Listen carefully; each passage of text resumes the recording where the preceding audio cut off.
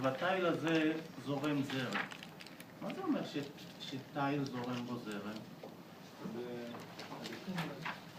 מה נע בתיל? האלקטרון. האלקטרון יש לו מטען? יש לו מטען, נכון? עכשיו, אם הוא נע יש לו מהירות? אם הוא נע אז יש לו מהירות, נכון? זאת אומרת, אם אני אקח תיל שזורם בו זרם ואני אשים אותו על יד שדה מגנטי, האם יפעל על המטענים שבפנים כוח? כן, אבל איך זה יבוא לידי ביטוי? יפריע להם, ייעד אותם, יימר. היא הפרדה של מטענים. כן, בכיוון, אבל בואו נסתכל על זה ככה.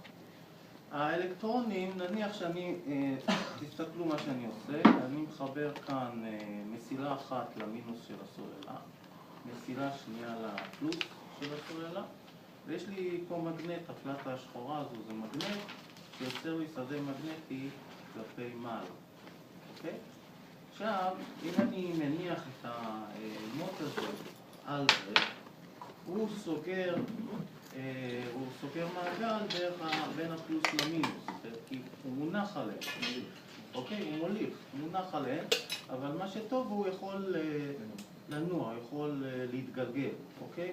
עכשיו, אם אני מניח אותו ככה, כן? אז יש לי זרימה של חלקיקים, זרם בכיוון הזה.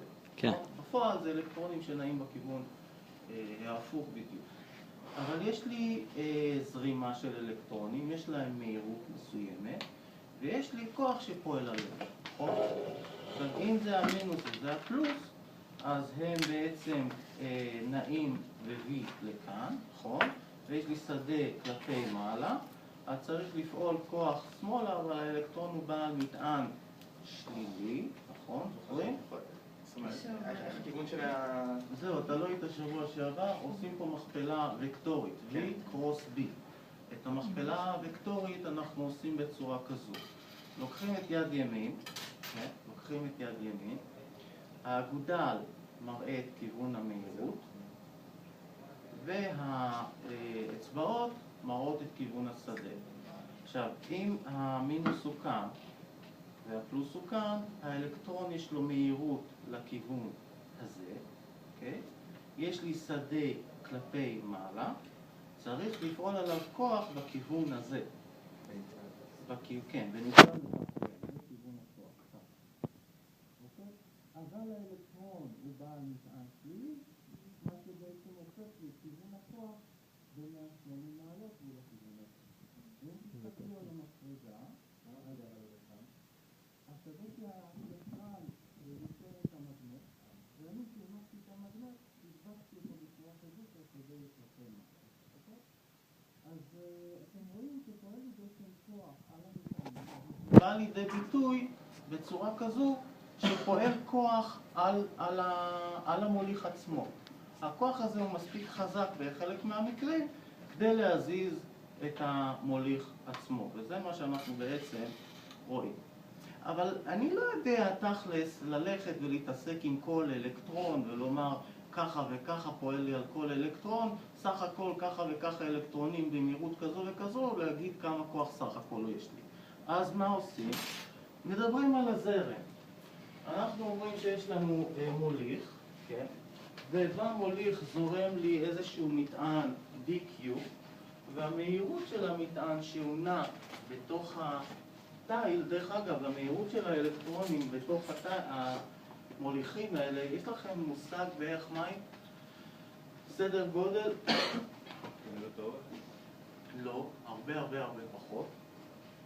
היא מהירות מאוד נמוכה, מפתיע כמה שהיא נמוכה, מדובר בסדר גודל של סנטימטרים לשנייה, מאוד נמוכה.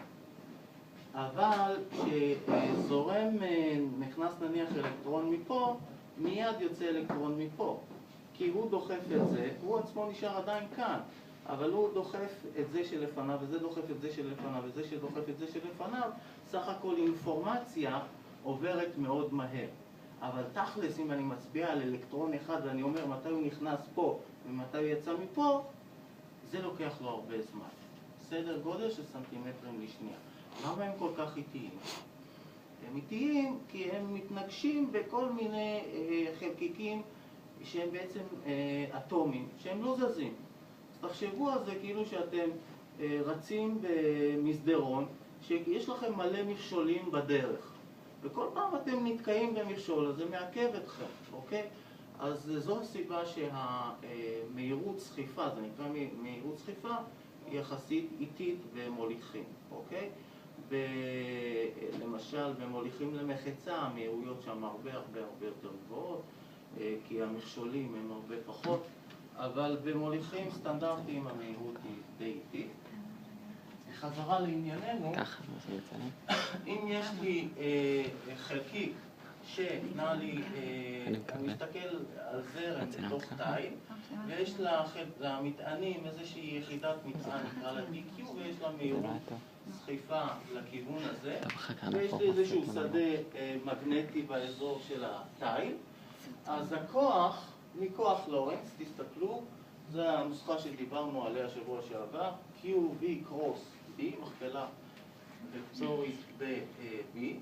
מה שהופך להיות לי בתוך התיל זה בעצם DQ, האלמנט הזה, כפול המהירות שלו שזה DX ל-DT, עדיין מכפלה וקטורית כמובן בשדה המגנטי B.